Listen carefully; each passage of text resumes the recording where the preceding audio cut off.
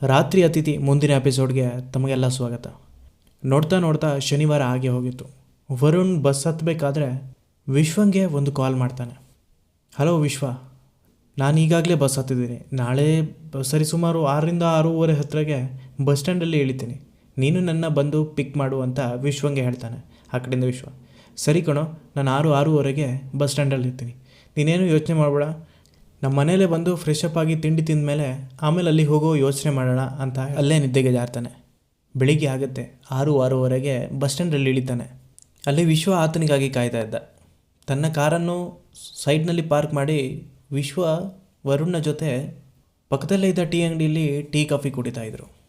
ವಿಶ್ವ ವರುಣ್ಗೆ ಹೇಳ್ತಾನೆ, ಏನಂಬ ಚಹಾ ತುಂಬ ಸಣ್ಣಗಾಗಿ ಹೋಗಿದೆಯಾ? ಕಾಲೇಜ್ ಮುಗಿಬೇಕಾದ್ರೆ ಹೇಗಿದ್ದೆ? ಈಗ ತುಂಬ ಸೊರಗೋಗಿದೆಯಾ ಕಣೋ ಅಂತ ಹೇಳ್ತಾನೆ. ನಿಮ್ದೇನಪ್ಪ, ತಂದೆದ ಬಿಸ್ನೆಸ್ ಇದೆ. ನಮ್ಮ ಥರ ದುಡ್ದು ಏನಾದರೂ ಸಾಧನೆ ಮಾಡಬೇಕನ್ನೋ ಆಸೆ ನಿನಗಿಲ್ಲ ಬಿಡು. ನಿನಗಿರೋ ಬಿಸ್ನೆಸ್ನ ನಡ್ಕೊಂಡು ಹೋದರೆ ಸಾಕು ಅಂತ ತಮಾಷೆಯಾಗಿ ಹೇಳ್ತಿದ್ದೆ.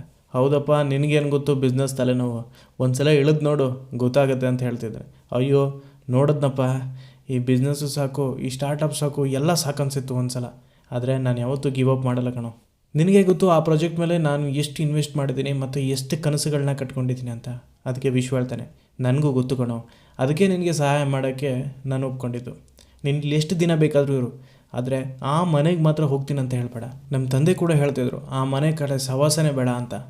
ನಮ್ಮ ಮನೇಲಿ ಇರ್ಗುರು ಅಲ್ಲಿಗೆ ಯಾಕೆ ಹೋಗ್ತೀಯ? ಹಾಗಲ್ಲ ಕಣೋ, ನನಗೆ ಪ್ರವೇಶಿ ಮುಖ್ಯ ಆಗಿದೆ. ಈಗ ಹೊಸ ಹೊಸ ಆಲೋಚನೆಗಳಿಗೆ ಬಂದಾಗಲೇ ಮಾತ್ರ ಇದಕ್ಕೆ ಒಂದು ಬೂಸ್ಟಪ್ ಸಿಗೋದು. ಅಲ್ಲಿ ತನಕನಾದರೂ ಆ ಮನೇಲಿ ಇರ್ತೀನಿ ಕಣೋ. ನಿನ್ನ ತಂದೆಗೆ ನಾನು ಹೇಳ್ತೀನಿ, ನಾನು ಒಪ್ಪಿಸ್ತೀನಿ ಅಂತ ಇಬ್ಬರು ಮನೆ ಕಡೆ ಹೊರಟರು. ವರುಣ್ನ ನೋಡಿ ವಿಶ್ವನ ತನ್ನ ತಾಯಿಗೆ ತುಂಬ ಖುಷಿಯಾಗಿತ್ತು. ತುಂಬ ದಿನದ ನಂತರ ಅವ್ರ ಮನೆಗೆ ಬಂದಿದ್ದ. ಅವನಿಗೆ ಒಳ್ಳೆ ಆತಿಥ್ಯನೇ ಸಿಕ್ತು. ಬೆಳಗ್ಗೆ ತಿಂಡಿ ತಿಂದು ಮಧ್ಯಾಹ್ನದ ಹೊತ್ತಿಗೆ ಊಟಕ್ಕೂ ಕೂಡ ರೆಡಿಯಾಗಿತ್ತು. ಊಟ ಎಲ್ಲ ಆದಮೇಲೆ ವಿಶ್ವನ ತಂದೆ ತಾಯಿ ವರುಣ್ನ ಕೂತ್ಕೊಂಡು ಮಾತಾಡ್ತಾಯಿದ್ರು. ವಿಶ್ವನ ತಂದೆ ಹೇಳ್ತಾನೆ, ನೋಡಪ್ಪ, ನೀವು ಆ ಮನೆಗೆ ಹೋಗೋದು ನನಗೆ ತುಂಬಾ ಇಷ್ಟ ಇಲ್ಲ. ಯಾಕೆಂದರೆ ಆ ಮನೆ ಬಗ್ಗೆ ತುಂಬ ಜನ ತುಂಬ ಮಾತಾಡ್ತಾ ಇದ್ದಾರೆ. ಮತ್ತು ನಮಗೂ ಒಂದು 2-3 ಸಲ ಅನುಭವ ಆಗಿರೋದ್ರೂ ಕೂಡ ನಾವು ಆ ಮನೆ ಬಗ್ಗೆ ಹೆಚ್ಚು ಒಲವು ತೋರಿಸ್ತಾ ಇಲ್ಲ. ಮನೆ ಹಾಳಾಗಬಾರ್ದು ಅಂತ ವರ್ಷಕ್ಕೊಂದು 2-3 ಸಲ ಕ್ಲೀನ್ ಮಾಡಿಸ್ತೀವಿ ಅಷ್ಟೇ, ಬಟ್ ಅಲ್ಲಿ ಯಾರೂ ವಾಸ ಮಾಡಲ್ಲ. ನನಗೆ ಯಾಕೋ ನೀನು ಅಲ್ಲಿರೋದು ಸರಿ ಅನಿಸಲ್ಲ ಅಂತ ಹೇಳ್ತಾರೆ. ಅದಕ್ಕೆ ವಿಶ್ವ ಹೇಳ್ತಾನೆ, ನೋಡಿ ಅಂಕಲ್, ನನಗೇನೆಂದರೆ ನನ್ನಿಂದ ಯಾರಿಗೂ ತೊಂದರೆ ಆಗಬಾರ್ದು. ನನ್ನ ಪ್ರೈವೇಸಿನ ಹುಡ್ಕೊ ಬಂದಿರೋದ್ರಿಂದ ಆ ಒಂಟಿ ಮನೆಯೇ ನನಗೆ ಒಂದು ಬೂಸ್ಟಪ್ ಕೊಡ್ಬೋದು. ಹೊಸ ಆಲೋಚನೆಗಳಿಗೆ ನನಗೆ ಪುಷ್ಟಿ ಕೊಡ್ಬೋದು. ಮತ್ತು ಆ ವಾತಾವರಣ, ಈ ಹಳ್ಳಿ ವಾತಾವರಣ ಇನ್ನಷ್ಟು ಎನರ್ಜಿನ ಕೊಡ್ಬೋದು. ನಾನು ಸಿಟಿಲೇ ಬೆಳೆದಿರೋದ್ರಿಂದ ನನಗೆ ಇದ್ರ ಬಗ್ಗೆಲ್ಲ ನಂಬಿಕೆ ಇಲ್ಲ. ಇದೆಲ್ಲ ಮೂಢನಂಬಿಕೆ ಅಷ್ಟೇ, ಇದನ್ನೆಲ್ಲ ನಂಬೇಡಿ. ನಾನು ಹೇಳ್ತಿದ್ದೇನೆ, ನಾನಲ್ಲಿ ಒಂದು 2-3 ತಿಂಗಳು ಇದ್ದು ತೋರಿಸ್ತೀನಿ, ಆವಾಗ ಎಲ್ರಿಗೂ ನಂಬಿಕೆ ಬರುತ್ತೆ ಇದೆಲ್ಲ ಮೂಢನಂಬಿಕೆ ಅಂತ. ವಿಶ್ವನ ತಂದೆ ಎಷ್ಟು ಹೇಳಿದ್ರು ವರುಣ್ ಅವರ ಮಾತನ್ನು ಕೇಳ್ತಾ ಇರಲಿಲ್ಲ. ಕೊನೆಗೆ ವಿಶ್ವನ ತಂದೆ ಹೇಳ್ತಾರೆ, ಸರಿಯಪ್ಪ, ನೀನು 2-3 ತಿಂಗಳು ಇರೋದು ಬೇಡ, ಒಂದು ದಿನ ಅಲ್ಲಿದ್ದು ತೋರಿಸು. ಅಲ್ಲೇನೋ ಆಗಿಲ್ಲ ಅಂದರೆ ನೀನು ಅಲ್ಲೇ ಕಂಟಿನ್ಯೂ ಮಾಡ್ಬೋದು, ಇಲ್ಲ ಅಂದರೆ ಇಲ್ಲೇ ಇರಬೇಕು ಅಂತ ಹೇಳ್ತಾರೆ. ಅದಕ್ಕೆ ವರುಣ್ ಒಪ್ಕೋತಾನೆ. ವಿಶ್ವ ತಂದೆ ವಿಶ್ವನ ಕರೆದು, ನೋಡು, ಅವನಿಗೆ ಒಂದಿನ ಆದರೂ ಅಲ್ಲಿ ಹೋಗೋಕ್ಕೆ ಬಿಡು, ಇಲ್ಲ ಅಂದರೆ ಅವ್ನು ನಮ್ಮ ಮಾತು ಕೇಳಲ್ಲ. ಅವನಿಗೆ ಅನುಭವ ಆದ್ರ ಮೇಲೆ ಮಾತ್ರ ಅವನಿಗೆ ಬುದ್ಧಿ ಬರೋದು.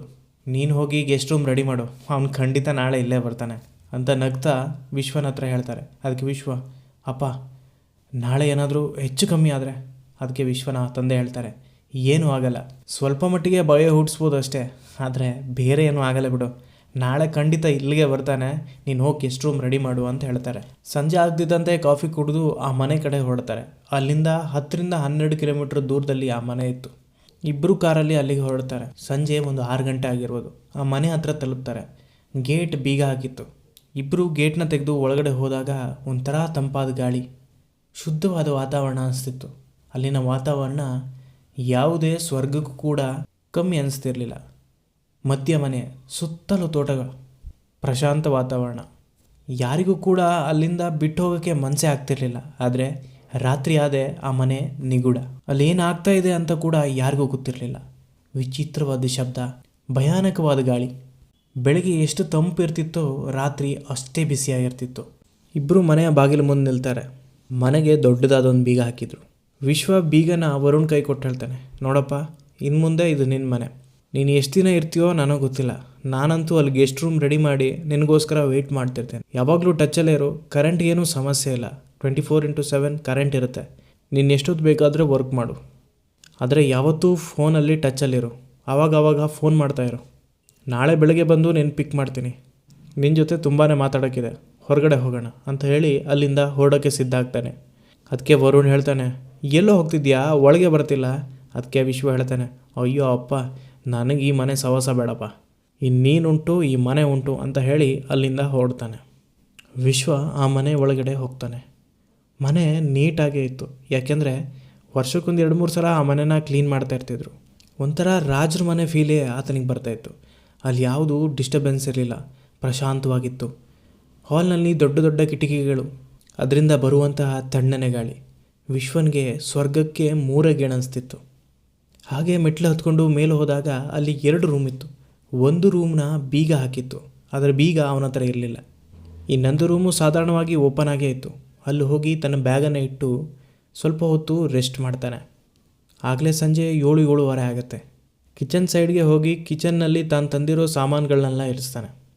ಆತನಿಗೆ ಒಂದು ಕಾಫಿ ಕುಡಿಯೋಣ ಅಂತ ಮನಸ್ಸಾಗುತ್ತೆ.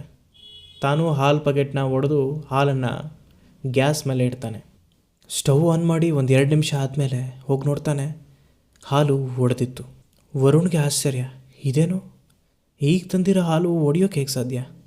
ಆಗ ಅನ್ಕೋತಾ ಇದ್ದಾಗಲೇ ಕೂಡ ಅಲ್ಲಿ ಗ್ಯಾಸ್ ಆಫ್ ಆಗುತ್ತೆ. ಗ್ಯಾಸ್ ಕೂಡ ಹೊಸದೇ, ಗಾಳಿ ಕೂಡ ಇಲ್ಲ. ಹಾಗಿದ್ರೂ ಏಕೆ ಆಫ್ ಆಯಿತು ಅಂತ ಟೆನ್ಷನ್ನಲ್ಲೇ ಹಾಲ್ ಕಡೆ ಬರ್ತಾನೆ. ಅಲ್ಲೇ ಇದ್ದ ಸೋಫಾ ಮೇಲೆ ಕೂತ್ಕೊಂಡು ತನ್ನ ಫ್ರೆಂಡ್ ವಿಶ್ವಾಗೆ ಫೋನ್ ಮಾಡ್ತಾನೆ. ಆ ಕಡೆಯಿಂದ ವಿಶ್ವ, ಏನಪ್ಪ ಹೇಗಿದೆ ಎಕ್ಸ್ಪೀರಿಯೆನ್ಸು, ಸೆಟ್ ಆಯಿತಾ, ಎಲ್ಲ ಅರೇಂಜ್ ಮಾಡ್ಕೊಂಡ್ಯಾ ಅಂತ ಕೇಳ್ತಾನೆ. ಅದಕ್ಕೆ ಈ ಕಡೆ ವಿಶ್ವ ಹೇಳ್ತಾನೆ, ಎಲ್ಲ ಅರೇಂಜೇನೋ ಮಾಡಿಕೊಂಡೆ, ಬಟ್ ಯಾಕೋ ಏನೋ ಮಿಸ್ ಹೊಡಿತಿದೆ ಕಣೋ. ಆ ಕಡೆಯಿಂದ ವಿಶ್ವ, ಯಾಕೋ ಏನಾಯಿತು? ಏನಿಲ್ಲ ಮಚ್ಚ, ಹಾಲು ಕಾಯ್ಸಕ್ಕಂತ ಒಲೆ ಮೇಲೆ ಹಾಲಿಟ್ಟಿದ್ದೆ, ಬಟ್ ತಕ್ಷಣ ಹಾಲು ಒಡೆದೋಯ್ತು. ಯಾಕೆ ಏನು ಅಂತ ಗೊತ್ತಾಗಿಲ್ಲ. ನನಗನ್ಸುತ್ತೆ ಹಾಲು ಪ್ಯಾಕೆಟ್ ಏನೋ ಎಕ್ಸ್ಪೈರಿ ಆಗಿರಬೇಕು, ಅದಕ್ಕೋಸ್ಕರ ಒಡೆದೋಗಿರ್ಬೋದು ಅಂತ ಹೇಳಿದ ತಕ್ಷಣವೇ ಅಡುಗೆ ಮನೆಯಿಂದ ದೊಡ್ಡ ಸೌಂಡ್ ಆಗುತ್ತೆ. ಫೋನ್ನಲ್ಲಿದ್ದ ವಿಶ್ವ ಸಡನ್ನಾಗಿ ಫೋನ್ನ ಅಲ್ಲೇ ಬಿಟ್ಟು ಅಡುಗೆ ಮನೆ ಕಡೆ ಓಡ್ತಾನೆ. ಆತನಿಗಲ್ಲಿ ಆಶ್ಚರ್ಯ ಕಾದಿತ್ತು. ಹಾಗಾದರೆ ಅಲ್ಲಿ ನಡೆದಿದ್ದಾರು ಏನು? ಅಡುಗೆ ಮನೆಗೆ ಹೋದ ತಕ್ಷಣ ಆತ ಅಲ್ಲಿ ಕಂಡಿದ್ದಾದರೂ ಏನು? ಇದನ್ನೆಲ್ಲ ನೋಡಬೇಕಾದ್ರೆ ನೀವು ಮುಂದಿನ ಎಪಿಸೋಡನ್ನು ನೋಡಲೇಬೇಕು. ಇವತ್ತಿನ ಕತೆ ಇಷ್ಟು, ಸಿಗೋಣ ಮುಂದಿನ ಎಪಿಸೋಡ್ನಲ್ಲಿ. ಅಲ್ಲಿವರೆಗೂ ನೋಡ್ತಾ ಇರಿ ಬಂಟಿ ಅಡ್ಡ. ಮಾಹಿತಿ ಮತ್ತು ಮನೋರಂಜನೆಗಾಗಿ ಬಂಟಿ ಅಡ್ಡ ಯಾವಾಗಲೂ ತಯಾರಿರುತ್ತೆ.